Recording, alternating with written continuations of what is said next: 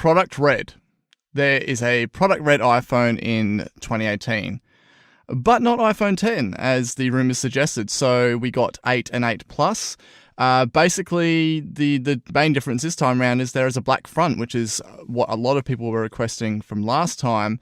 And it's actually, funnily enough, being iPhone 8 and 8 Plus, it has the glass back and that. But when at first glance, I was like, oh, well, they've gone with full aluminium. And I was like, oh, no, of course that is glass. But basically, the difference in red between the glass over red and the actual aluminium side is very minor, that it just gives this cool overall, same shade of red. And I would love to see it in real life, because it's going to certainly have a different impact along with the black front, as opposed to the sort of red and white candy style one last time. So have you managed to check it out yet? I absolutely can't wait. It's, that deep red. I know last year's model was a really deep red. I was really surprised. So I really can't wait to see how it looks in real life. The big detail to come out of this is that they have stated the Mac Pro is not going to arrive before 2019. So it kind of goes against my predictions earlier in the year of hoping it's going to be this year, but yeah, they've come out and said it.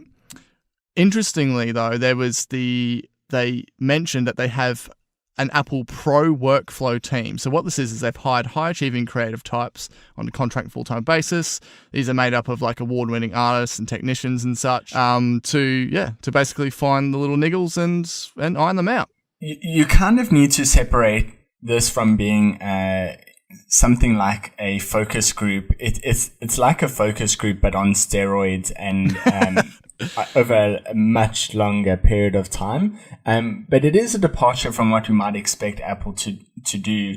So traditionally, they obviously decide where things go and how the market moves. So they obviously realized that with the Mac Pro, they made a huge mistake and maybe needed to get some more customer feedback. It's a really unique way of doing it. And I don't think you can say that Apple doesn't care about their Pro customers if they're hiring top performing professionals to come in. The underlying technology should learn by itself, but unfortunately we're not quite there yet. So some certain applications like Google's AlphaGo and that sort of thing do actually learn on the fly, but he'll really help shape Apple's strategy. So and actually help them move Siri and other AI forward. Now, I would like to distinguish between different elements of Siri. So there's Siri search, Siri suggestions, and then Siri, the voice assistant that a visit to apple.com should be able to help you with that. Yep.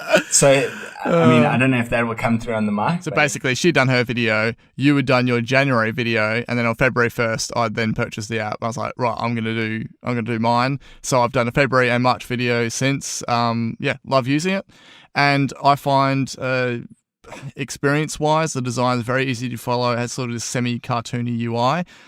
Only downside, I get why they did it, is that it's fixed to landscape. I get why they did it, because in case you want to shoot the footage within the app, you're obviously going to want it to be landscape by default. But yeah, it's hardly anything. I'm used to it now. And yeah, as I said, it is a paid app, so when you pay for something, you tend to stick with it for longer. But it'd be interesting to see, how long it keeps going for. I'm just really keen on kind of like building myself up to February next year, then having an entire year's worth. We mentioned a little while ago that there was a product red classic buckle. I don't know if you've checked your messages since we've been on the podcast. I saw it pop up. Yeah, I sent you. I went back onto the most useful tool, which is the Internet Archive, Wayback Machine, and found from last year there was a red classic buckle, but it wasn't labeled product red. I think the Ruby is this year's one.